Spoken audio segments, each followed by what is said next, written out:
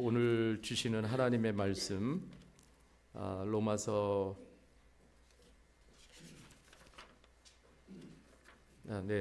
먼저 광고해야 되겠네.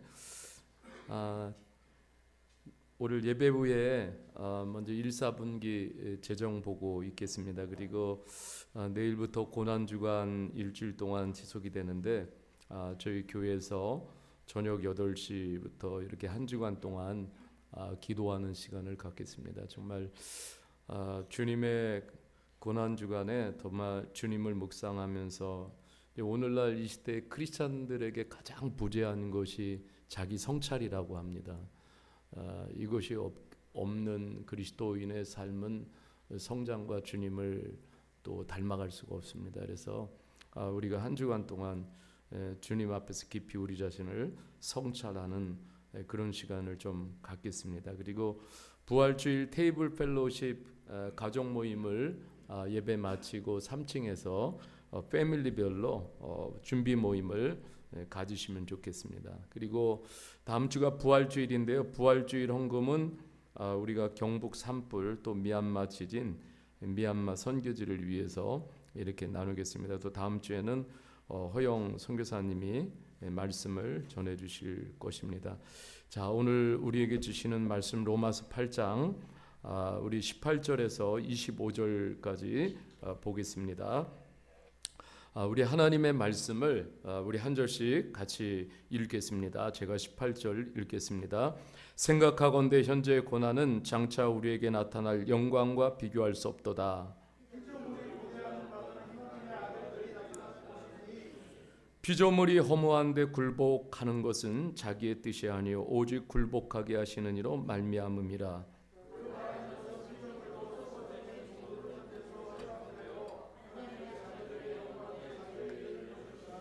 피조물이 다 이제까지 함께 탄식하며 함께 고통을 겪고 있는 것을 우리가 아느니라.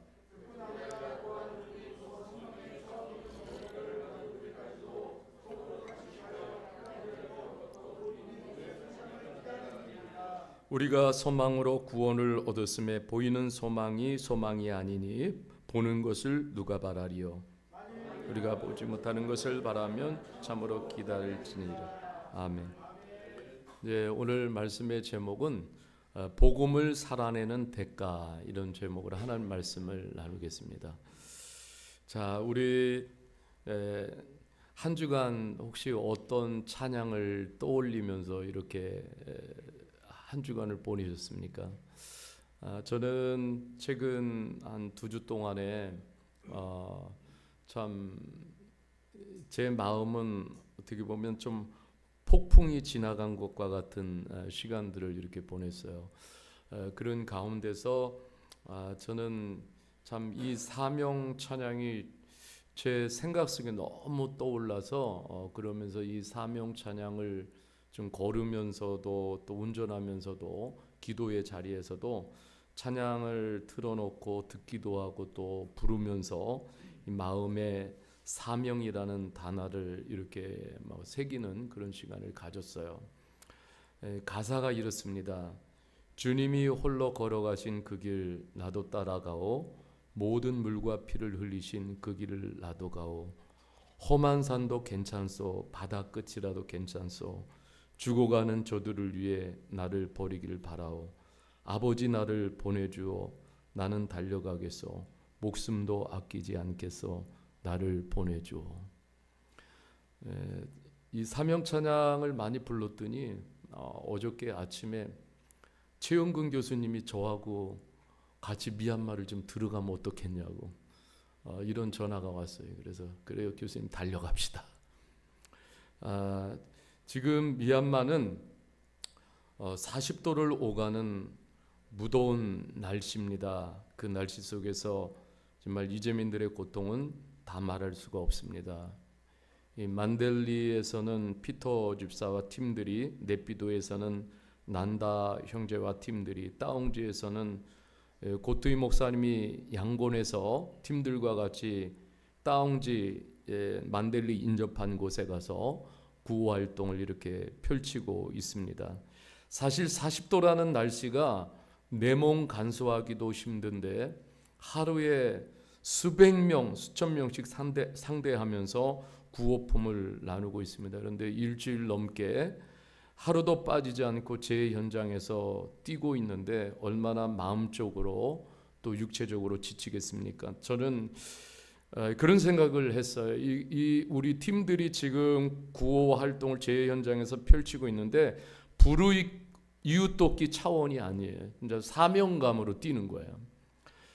다 사명자가 되어서 사명을 감당하고 있습니다. 그래서 참 기도할 때마다 더 간절한 기도가 나오고 있어요. 하나님은 지금 이 시대에 실로암 교회를 통로로 사용하고 계십니다.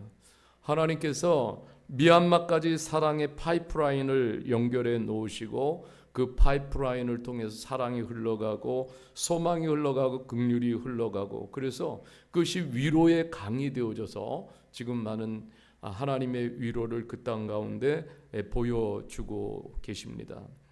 참 이 모금하는 것도 사람의 힘으로 되지 않습니다. 하나님께서 저는 역사하시는 것이라고 믿습니다. 저는 우리 공동체를 많은 교회와 성도들이 신뢰하기 때문에 그래서 이 귀한 헌금들을 모아주고 있습니다. 어쨌든 우리 실로암 교회 공동체가 신뢰받는 공동체가 되게 하시면 너무너무 감사를 드리고 있어요. 참 제가 이렇게 헌금하는 사연들을 다 공개를 못하지만은요, 충남 태안의 시골교회 연령이 70대 80대예요. 그분들이 미얀마에 지진 났다는 소식을 듣고서 그래서 이렇게 헌금을 걷어가지고 보내신 그 귀한 헌금, 그리고 장애우 공동체에서 미얀마 지진 소식을 듣고 그것을 모아서 보내는 헌금, 또 겨자씨 있잖아요. 겨자씨 같은 그 겨자씨들을 다 이렇게 그 마음 헌금을 모아가지고 또 보내주는 귀한 헌금. 어떤 분은요, 해외여행을 가려고요. 해외여행을 가려고 그리고 이제 티켓이랑 다 사놨어요. 그런데 지진 소식을 들은 거예요. 그러니까는 그것을 포기하고 그리고 다 환불해가지고 그래서 그 모든 것들을 헌금으로 다시 이렇게 내놓았어요. 드렸어요. 참 의미 있는 헌금들입니다. 저는 이 지금 이렇게 모금을 우리 교회가 펼쳐나가고 있지만은 이 그런 것을 많이 느껴요. 자, 헌금은 사명감으로 하는 거다. 그 사명이 없으면은 헌금할 수가 없는 거예요. 저는 이런 생각들을 합니다. 이것이 복음을 품은 삶의 수준이고 한국교회의 수준이고 또 우리 모두의 수준이라는 것을 우리가 좀 다시 기억했으면 좋겠습니다. 저는 지금 이제 2주간 이렇게 지나가면서 이 고난이라는 단어가 제 마음속에 깊이 들어앉았습니다. 물론 미얀마가 당하는 고난들뿐만 아니라 저를 만나는 많은 사람, 또 우리 교회 보고 제 자신도 마찬가지예요. 참 인생살이가 참 힘들다라는 생각, 저뿐만 아니라 많은 생각들을 하고 있을 거예요. 왜 이렇게 좀 슬픔이 많고 억울한 일도 많고 힘든 일도 많고 이해할 수 없는 일도 많이 벌어지고 또 직면하고 당면하는 그런 현실의 좌절감도 많이 들 것입니다. 우리 미얀마 형제자매들은 또 한국에서 지금 살아가는 삶이 너무너무 힘든 것 같아요. 저는 지난주 월요일날 경기일보를 이렇게 보면서 지금 한국의 우리 형제자매들 중에 정말 가족이 한꺼번에 그냥 다 건물이 무너져서 몰살됐어요.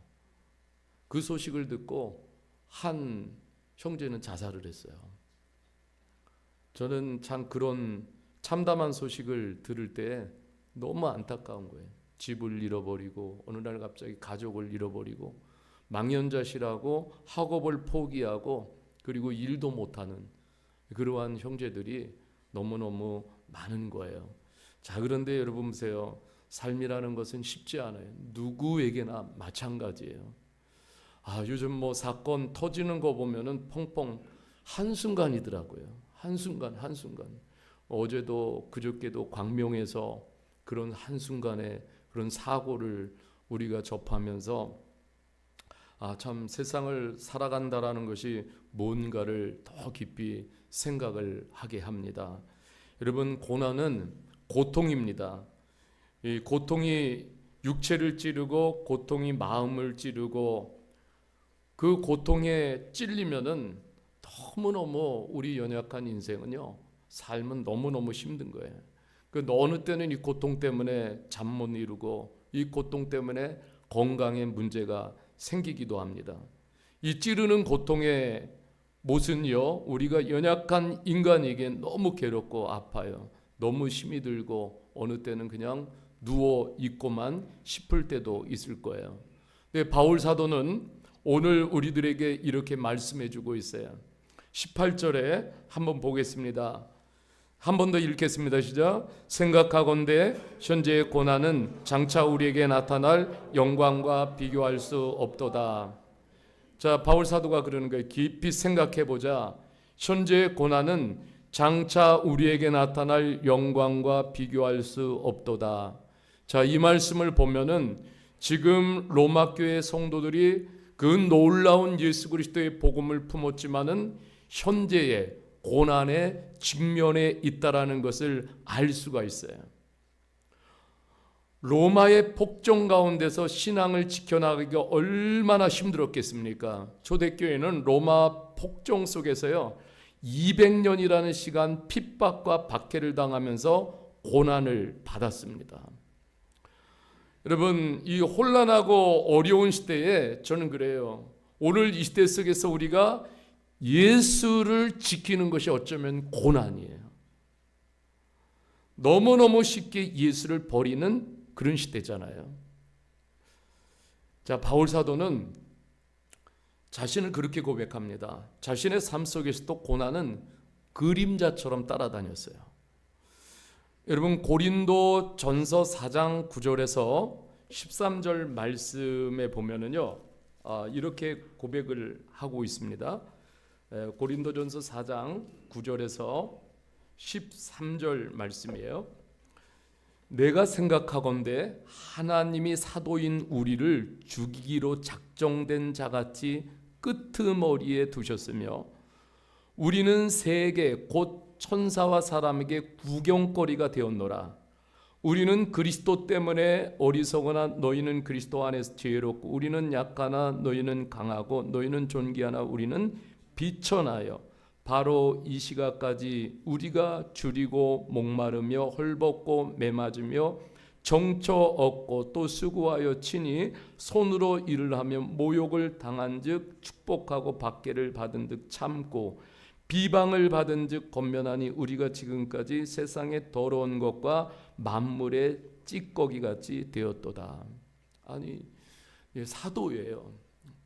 그 예수님을 너무나 앞장서서 그렇게 믿는데, 자, 어느 날 보니까는요, 자신들이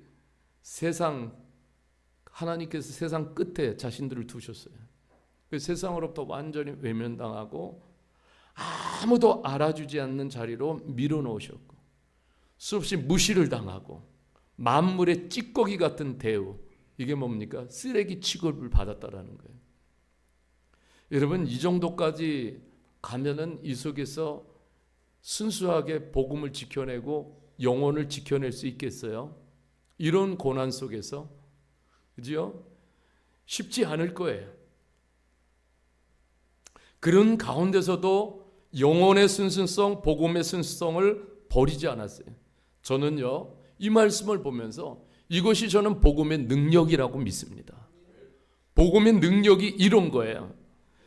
이런 고난도 주님을 위해 버텨내는 능력, 저는 이것이 이것이 복음의 능력이라고 믿습니다. 아니, 여러분, 우리는 조금만 힘이 들어도 얼마나 엄살을 피우면서요, 그러면서 그냥 예수님을 버릴까, 신앙을 버릴까, 교회 고만 다닐까, 이런 온갖 별 생각을 다 하잖아요. 여러분, 성경은 시편 34편 19절에도 이렇게 말씀하고 있습니다. 의인은 고난이 많으나 여호와께서 그의 모든 고난에서 건지시는도다. 여러분, 우리는 전제하고 신앙생활을 해야 돼요. 저와 여러분은 하나님을 믿음으로 다 의인이 되어졌어요. 그럼 의인이 살아갈 때 고난이 많아야 적어요. 고난을 그냥 나는 피하고 싶어요. 그러면 일찍 천국 가셔야 돼요. 고난이 없는 것은 천국밖에 없어요. 어차피 우리가 이 땅을 살아가는 동안 하나님을 품고 예수 그리스도를 품고 성령님을 품고 살아갈 때 고난이 많아요. 이게 많은 게 정상이에요. 이걸 인정하고 살아가야 돼요. 그런데 그 모든 고난에서 건지시는 주님이 또 계셔요. 바울 사도 역시 의인이에요. 그런데 고난이 많습니다. 낙심하지 않는 이유가 있어요. 왜 그러냐면 그 가운데 해석이 달랐기 때문이에요. 인생은 해석이에요. 신앙도 해석입니다. 어떻게 해석하느냐에 따라 태도와 자세가 달라지는 거예요. 바울 사도가 28절에서 사용하는 고난이라는 단어의 의미를 잘 살펴보아야 합니다. 여기서 이 고난이라는 단어를 바울 사도가 여기에 쓸 때는요, 우리가 당하는 그냥 사적인 고난을 뛰어넘는 의미가 있는 거예요. 우리의 사적인 그냥 그 고난, 우리가 당하는 고통, 사적인 아픔들, 여러분 이거를 훨씬 뛰어넘는 거예요.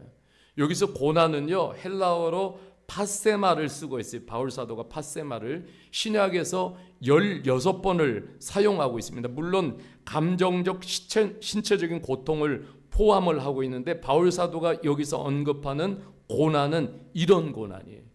예수님의 고난에 동참하는 신앙적 고난은, 이것을 오늘 바울 사도는 이 본문에서 언급하는 거예요. 그리스도의 고난과 신자의 고난을 연결 짓는 그것이 바로 파세마예요. 교회 공동체가 예수님과 함께 겪는 고통의 연합을 강조하는 단어입니다. 여러분, 우리가 주님을 본받으면서 살아갈 때 임하는 고통과 고난이 반드시 있어요. 그 주님을 본받지 않고 그냥 우리가 예수님 믿으면서도 그냥 자기 자신의 구원과 자기 자신에게만 그냥 집중하면서 나가면은요, 그런 고통과 고난 이런 게 잘 매치가 안 돼요. 바울 사도는 복음을 품은 성도나 공동체가 차원 다른 삶의 차원을 바라보라는 거예요. 사실 예수님의 복음을 품고 진정으로 살아가고 예수님의 복음을 품고 예수님을 닮아서 또 예수님의 제자로 살아가고자 할 때에 정말 손해가 나야 돼요. 손해가 있어야 돼. 그리고 당연해요. 그렇게 예수님 따라가는데 불이익 당해야 돼요. 예수님도 그러셨어요. 그리고 양보해야 돼요. 사업하는 신자는, 사업하는 성도는 그냥 지하 접대 같은 것도 다 포기해야 돼요. 사업이 안 될지도 몰라요. 그래도 각오해야 돼요. 여러분, 복음대로 산다라는 것은 쉽지 않습니다. 제대로 살면은 고난을 당하게 되어 있어요. 복음이 실제이기에 대가를 그래서 지불해야 되는 거예요. 여러분, 이 복음이 펼쳐지는 파노라마가 너무 놀라운 거예요. 여러분, 이 성경에서 복음이 펼쳐지는 이 파노라마를 보고 확신하게 될 때에 이 복음을 살아내는 그러한 대가를 내가 지불할 각오가 돼 있는 것이죠. 그런데 여러분, 복음 없는 사람들과 똑같은 방식으로 그렇게 살면은요, 고난의 무게는 훨씬 더 가볍고 편할 것입니다. 그렇잖아요? 똑같이 살면은 그냥. 그런데 이 복음대로 살려고 하니까는 고난의 무게는 그만큼 더 가중이 되는 거예요. 여러분, 복음으로 살 때 희생, 헌신, 나눔이라는 이 단어가 가볍습니까? 아니에요. 저는 목사로 이렇게 살고 있지만은요, 희생, 헌신, 이 나눔이라는 단어는 굉장히 무게감이 있는 단어들이에요. 정말로 무게감이 있어요. 어느 때는 희생, 헌신, 나눔이라는 무게감이 정말 부담스럽고 이것이 막 누를 때가 있어요. 그런데 이런 삶을 살 때 반드시 부담감, 무게감이 따라오는 것은 당연해요. 그런데 여러분, 우리가 신앙생활 하면서 이것이 부담스러워요, 이것이 부담스러워요, 이거 정말 부담스러워서 못하겠어요. 여러분, 이것은 복음을 모르는 소리예요. 사실 그래요. 이런 무게를 지는 사람들이 있기 때문에 복음이 확장되고 하나님의 나라가 넓혀지는 거예요. 아니, 이런 무게, 힘들다고 이거 무거워요 해가지고 다 피하면은 하나님의 나라가 어떻게 넓혀지고 교회가 어떻게 세워지고 복음이 어떻게 확장이 되겠어요. 그래서 여러분, 여기서 바울 사도가 사용하는 고난은 예수님이 십자가에서 치른 고난을 말씀하는 거예요. 그러니까 여러분, 주님의 고난을 많이 묵상해야 돼요. 주님도 얼마나 치열하게 고난 가운데서 외로운 싸움을 하셨는지를 내가 깨닫고 나면은 그 주님을 묵상할 때 눈물이 나잖아요. 이 고난으로, 예수님의 고난으로 예수님께서 우리의 미래를 열어주셨어요. 어떠한 종교의 창시자가 이런 십자가의 고난을 받았어요? 세상에는 한 명도 없어요. 눈을 씻고 보아도 종교의 창시자가 십자가 고난을 받은 사람은 단 한 사람도 없습니다. 예수님만 모든 고난의 이력을 그 몸으로 가지셨어요. 여러분, 예수님은 정말 모욕적인 고난을 받으셨어요. 여러분, 누군가 나에게 얼굴에 침을 뱉는다고 생각을 해보세요. 이게 얼마나 모욕적이에요. 영광의 하나님의 아들이 이 땅에 오셨어요. 죄인들이 뿜어내는 그 더러운 침을 얼굴에 막 뱉을 때 예수님 그 모욕감을 그래도 참아내셨어요.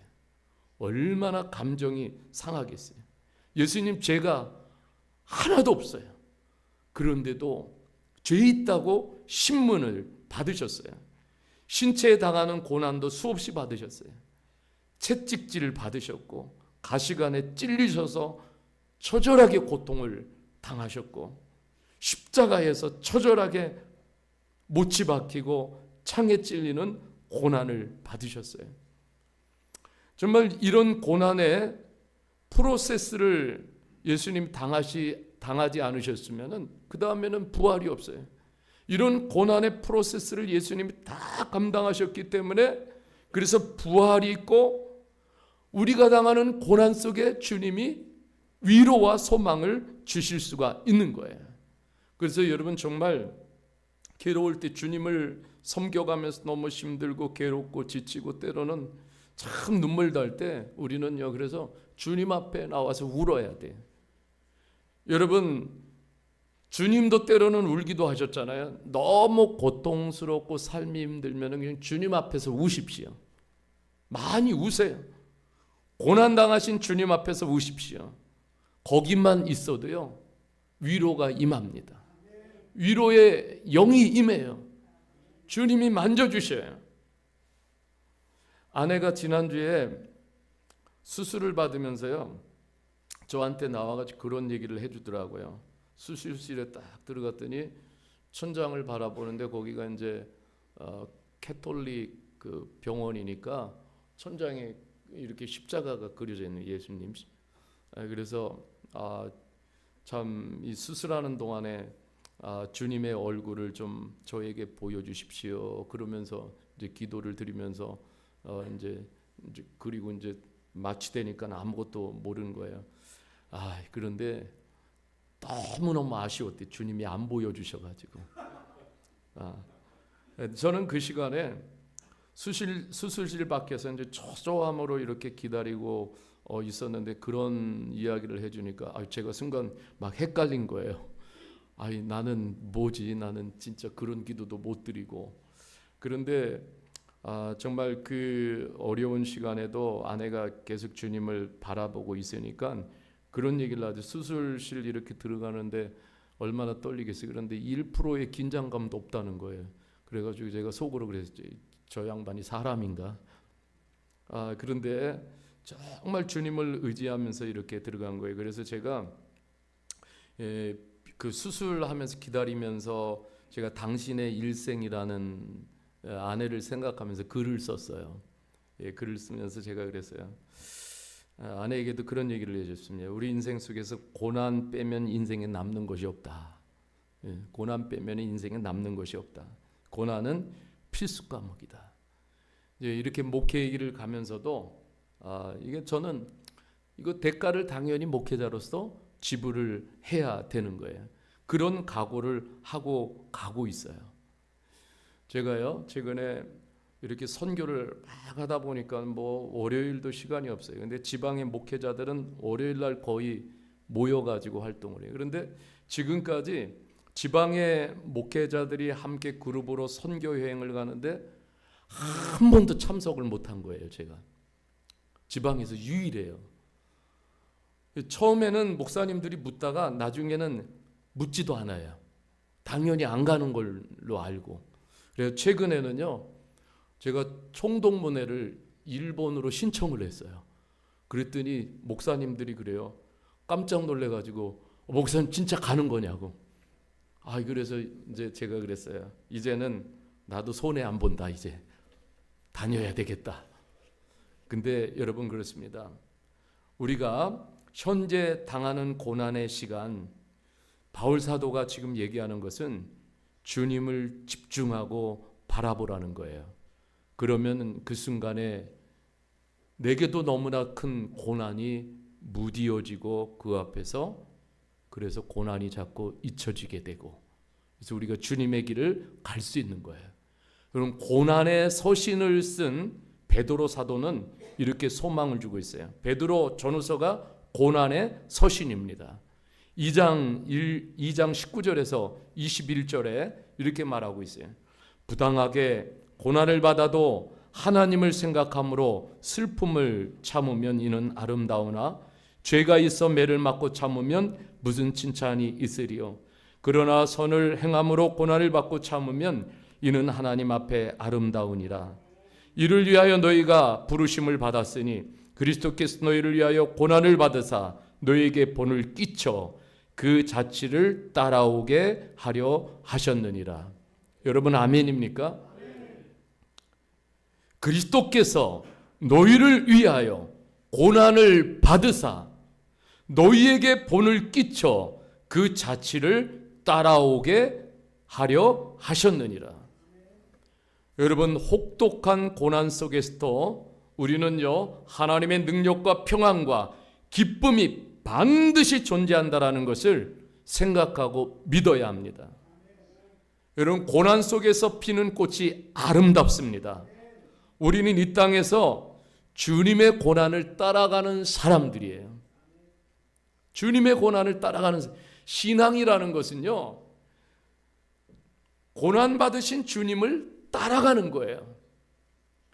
간혹가다 사람들이 그래요. 예수님 믿으면 복을 받아요? 그게 무슨 복인지 아세요? 고난의 주님을 따라가는 복입니다. 여러분 그냥 예수님 믿고 돈 많이 생기고 결혼 잘하고 그리고 취직 잘하고 또 뭐 있어요? 등등등등 아프지 않고 여러분 이거는 줄 수도 있고 주님이 안 줄 수도 있어요. 그냥 하나님의 은혜로 그런 건 주시는 거고요. 정말로 우리들에게 영적인 축복은요 그런 것이 아니에요. 고난 속에서 정말 우리 신앙은 아름답게 피어나는 거예요. 고난이 없으면은요 그 신앙은 아름답게 피어나지 못합니다. 아주 추해요. 그리고 그냥 그 고난 속에서 주님을 닮아가지 않으면 신앙생활을 아무리 오래 해도 그 꽃은 그냥 추할 수밖에 없어요. 시들은 꽃이에요. 여러분 여기서 우리가 또 18절에서 기억해야 할 것이 있습니다. 자, 우리가 오늘 로마서 8장 18절에 보면은 우리가 이렇게 말씀하고 있잖아요. 생각하건대 현재의 고난은 장차 우리에게 나타나는 뭐가 있어요? 영광과 비교할 수 없도다. 자, 여러분, 고난을 이겨내는 힘이 있습니다. 그것은 뭐냐면 영광을 바라보고 영광에 집중하는 거예요. 여러분, 고난을 지나야 영광의 꽃을 볼 수 있습니다. 여기서 바울 사도가 말하려는 영광을 살펴보겠습니다. 금세 짐작하실 거예요. 여러분, 그렇습니다. 이 영광은 바로 부활의 영광입니다. 십자가 고난이 없으면 부활의 영광도 없습니다. 십자가 고난이 있기에 부활의 영광도 있는 거예요. 그래서 바울 사도가 여기서 영광이라는 단어를 쓸 때 중요한 것이 히브리어로 카보드예요. 또 헬라어로는 독사. 이 단어를 쓰고 있어요. 이 영광이 보통 왕과 관련된 용어예요. 이런 왕의 영광을 눈앞에서 보여주는 상징이 왕관인데, 때로는 거기서요 밝은 빛이 사방으로 뻗어나가는 그 광경을 지금 이 단어를 통해서 하나님의 영광을 표현하고 있는 거예요. 사실 영광이라는 단어가, 여러분, 우리도 그렇지만 여기 이제 신앙의 초보자들은 영광이라는 단어 굉장히 추상적이에요. 이해하기가 힘들어요. 이 단어를 써가지고 그 당시에 보면은, 우리는 지금 왕이 없지만은 그 당시에 로마 왕이 거기 그 왕관을 쓰고 있을 때 그 온갖 보석으로 반짝반짝 빛나면서, 그러면서 그 빛이 사방으로 뻗어 나가는데요. 그 왕관에서 뻗어 나가는 빛 앞에서 사람들은 거기에 다 압도돼 가지고 어떻게 합니까? 다 그 황제 앞에서 어떻게 해요? 다 굴복하고 엎드리는 거예요. 바울 사도가 이 영광을 사용할 때는 하나님의 창조의 능력과 지혜가 사방에서 밝게 빛나는 것을 모든 이가 볼 수 있으리라. 이것을 의미하면서 이 영광이라는 단어를 쓴 거예요. 그러니까 여러분, 사실 모든 만물이 살아나게 하는 이것이 바로 영광의 빛입니다. 그러니까 여러분, 우리가 그래요. 우리가 신앙생활 하면서도 이 예수 그리스도의 밝은 영광의 빛을 보는 사람들은요, 삶을 살아가는 목적과 의미, 가치가 완전히 달라져요. 여러분, 그 앞에, 그 하나님의 영광 앞에 엎드린 자가 진실로 그 하나님을 믿고 순종하고 따라갈 수가 있어요. 여러분, 빌립보서 3장 20절 21절에는 이렇게 말씀하고 있어요. 그러나 우리의 시민권은 하늘에 있는지라 거기로부터 구원한 자 곧 주 예수 그리스도를 기다리노니 그는 만물을 자기에게 복종하게 하실 수 있는 자의 역사로 우리의 낮은 몸을 자기 영광의 몸의 형체와 같이 변하게 하시리라. 아멘. 예, 예수님은 부활하시고요, 완전히 영광의 몸이세요. 예, 영광의 몸. 자, 그런데 여러분, 이게 바울 사도가 주시는 말씀이 이것이 성도들에게는 가장 큰 소망이라는 거예요.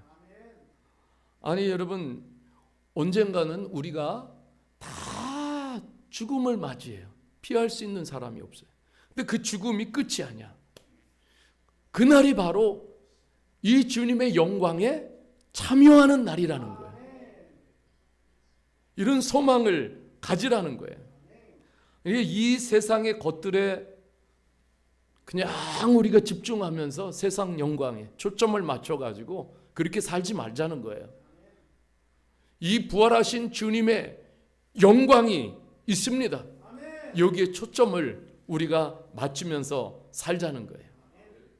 그러니까 우리가 살아가면서 너무 돈의 영광, 권력의 영광, 성공의 영광, 여러분 이런 거 너무 취하면은 안 돼요. 아무것도 아니에요. 다 헛된 영광입니다. 그래서 바울 사도는 이것을 썩어질 영광이라고 표현하고 있어요. 세상 영광은 잠시에 영원하지 않습니다. 이것을 얻었다가 잃으면 존재의 의미도 다 상실하고 말아요. 나는 뭐지 이제? 나는 무엇을 위해서 살아가는 거지? 여러분, 이 세상에서 기쁨과 소망은 세상이 채워주는 것이 아니에요. 채워주지도 못합니다. 저는 돈을 정말 많이 가진 분을 만난 적이 있어요. 그런데 그분이 그럽니다. 근데 돈이 이렇게 많아도 목사님 왜 이렇게 공허함이 찾아오는지 모르겠어요. 제가 속으로 참 배부른 소리 하고 계십니다. 채워지지 않는 거예요. 그런데 우리 성도님들 하여튼 그만큼 다 가져보시길 바랍니다. 공허할 때까지 가져보세요. 네, 우리를 채워주시고 만족시켜 주시는 것은 오직 예수 그리스도에게 다 달려 있습니다. 성령이 예수 충만하면 이보다 행복할 수가 없어요. 사실 그런 경험이 있잖아요. 다 성령 충만, 예수 충만할 때 세상 부러울 거 있어요? 없잖아요. 예수 충만, 성령 충만하면요, 그 자체가 그냥 기쁨이에요. 그 자체 그냥 만족이고요. 더 바랄 것이 없어요. 천국 무도회가 열리는 거예요. 영원히 살아계신 우리 주님의 영광에 참여하는 소망이 가장 큰 소망이에요. 그러니까 여러분, 우리가 시시때때로 자꾸 좀 그 놀라우신 부활의 영광을 좀 바라보시고 쳐다보십시오. 예, 우리 미얀마 형제자매들도 마찬가지. 이 땅에서 조국의 현실, 또 이 땅에서 살아가는 삶이 그렇다고 그래가지고 완전히 눌려가지고 우리가 롱 페이스 돼가지고 그렇게 살아가면 안 되잖아요. 빛나는 주님의 영광이 있어요. 옆 사람에게 그렇게 말합시다. 우리 기죽지 맙시다. 예, 기죽지 맙시다. 자, 여러분, 1세기 성도들에게 영광의 소망이 무엇입니까? 물으면은 10중 8구는 이렇게 대답을 했다고 그래요. 좀 뭐라고 대답했냐면은, 우리는 우리 하나님의 능력 있고 위엄 있게 돌아오셔서 성전 안에 거하시면서 이스라엘과 온 세상에 그의 나라를 세우시기를 소망합니다. 그리고 영광의 소망은 하나님의 백성이 하나님 아래서 온 세상을 다스릴 권위를 행사하는 것입니다. 그러면서 그 시대 속에서도 1세기 그리스도인들이 이런 하나님의 영광을 선포하면서, 그러면서 그 시대적인 고난을 이겨낸 거예요. 예.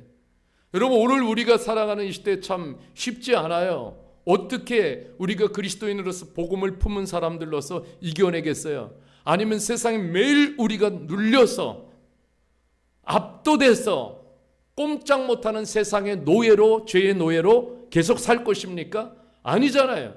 우리들에게는 부활하신 빛나는 주님의 영광이 있습니다. 그 빛이 오늘도 사라지지 않습니다. 우리에게 비추고 계십니다. 그 영광을 바라보고 붙잡아야 돼요. 바울 사도는 그러는 거예요. 지금 이 피조 세계는 무의미한 허무에 다 굴복하고 있다. 세상이 아무리 화려한 것 같아도 그늘진 어둠의 골짜기야 허무의 골짜기를 살아가고 있는 것이다. 왜 그러냐면 모든 피조 세계는 지금 죄의 영향 아래, 죄의 빛 아래 있기 때문에 그렇습니다. 피조물은 모든 죄 때문에 살아도 좌절과 절망을 극복할 수 없다라는 거예요. 그럼 이 피조물들이 언제 저주에서 풀려나느냐? 영광의 주님이 오실 때, 그때는 완전히 풀려나는 거예요. 여러분, 우리가 하나님의 자녀가 되었다는 표시로 성령을 받습니다. 성령을 받고 살지만 육체적으로는 온갖 고난과 고통을 맞이하게 됩니다. 그뿐 아니라 죄와도 싸워 이겨야 합니다. 그러다 보면 어느 때 이 땅을 살아가면서 상실감, 결핍, 지치고 실증 날 때도 옵니다. 우리 몸에 한계가 있고요, 유약하고 쉽게 무너지는 습성 또한 우리에게 있습니다. 그러나 유약한 몸으로 주님을 영화롭게 하기도 참으로 어렵습니다. 그러나 그 가운데서도 기다리고 바라라는 거예요. 믿음은 바라는 것들의 실상이 되기 때문에 그렇습니다. 우리가 하나님의 양자로 확정되는 날, 모든 고난이 사라질 그날을 소망하며 기다리라는 거예요. 드디어 그날이 오면 우리는 새 몸을 입고 아무런 방해도 없이 영광의 자유를 누리면서 기쁨과 한이 속에서 영원히 주님을 경배하는 그날을 맞이하게 된다라는 거예요. 여러분, 우리 그리스도인들에게는 이런 놀라운 소망이 있는 거예요. 복음을 믿는 자에게는 이런 소망이 있습니다. 이 세상에서 하나님의 영광을 그래서 되비춰주는 성도의 삶을 우리가 살아야 돼요. 교회도 이런 하나님의 영광을 비추어주는 교회가 되어져야 돼요. 여러분, 부활의 영광을 품고 있는 그리스도인들은 그러면은 밝은 에너지를 내야 합니다. 아멘입니까? 저와 여러분들이 이 부활의 영광스러운 주님을 우리가 품고 있어요. 여러분 품고 있잖아요. 예, 저도 품고 있어요. 예, 부활의 영광스러운 주님. 그러니까 우리 안에서 밝은 에너지를 주님, 내가 내기를 원합니다. 밝은 에너지를 발산하기를 원합니다. 그리스도인들이 참 이 어두운 에너지를 자꾸 내면은 그런 공동체도 더 우울해지고 세상도 더 우울해질 거예요. 그런데 여러분, 우리는요, 부활하신 주님의 영광이 있어요. 여러분, 놓치지 않기를 바랍니다. 그리고 선포하십시오. 내게는 부활하신 영광의 주님이 계십니다. 여러분, 이것을 자꾸 우리가 인정하고 믿음으로 선포할 때 우리 안에서 긍정 에너지, 밝은 에너지가 나가게 돼요. 그래서 그 에너지를 받는 사람들이 어떻게 해요? 정말 힘을 얻고 격려를 얻고 위로를 얻는 거예요. 할렐루야. 자, 그래서 여러분, 우리가 이 말씀을 보십시오. 여기 보면은 24절 25절에 우리가 소망으로 구원을 얻었으나 보이는 소망이 아니니 보는 것을 누가 바라리요. 만일 우리가 보지 못하는 것을 바라면 참으로 기다릴지니라. 네, 기다리자. 그런데 이제 우리가 어떻게 기다리느냐 굉장히 중요한 것이잖아요. 예, 여러분, 반드시 우리가 주님의 고난에 참여하면 주님의 영광에도 참여할 수 있습니다. 이 고난의 불길을 잘 통과하면 주님의 영광으로 들어가는 거예요. 그 믿음이 필요한데 여러분, 그래서 우리는 계속 믿음의 공동체가 필요한 거예요. 예, 혼자 싸움하기는 너무 힘이 들어요. 그래서 우리 믿음의 공동체와 함께 하시기를 바랍니다. 믿음의 공동체와 함께, 믿음의 공동체와 함께 예배하고 믿음의 공동체와 함께 기도하고. 혼자서는 인내할 힘도 한계가 있어요. 공동체와 함께 할 때 승리할 수 있습니다. 여러분, 우리가 고난도, 오늘 현재의 고난은 장차 우리에게 나타날 영광과 비교할 수 없다 말씀하고 있잖아요. 우리가 주님의 영광에 집중할 때 우리는 비로소 올바른 존재의 가치를 추구하면서 살 수가 있어요. 여러분, 복음을 살 때 따라합시다. 복음을 살 때 고난이 따라옵니다. 근데 굉장히 중요해요. 그러나 답시다. 그러나 주님의 보상이 있습니다. 네, 주님께서 보상을 해주세요. 자, 그런데 우리가 그러면은 다음 주에 이제 어떻게, 다음 시간에는 어떻게 기다리는가, 그것을 우리가 어떻게 기다리는가, 이 부분을 다음 주에 살펴보도록 하겠습니다. 예, 드라마도 이쯤 되면 끝나요. 그래서 오늘은 여기까지 말씀을 나누겠습니다. 우리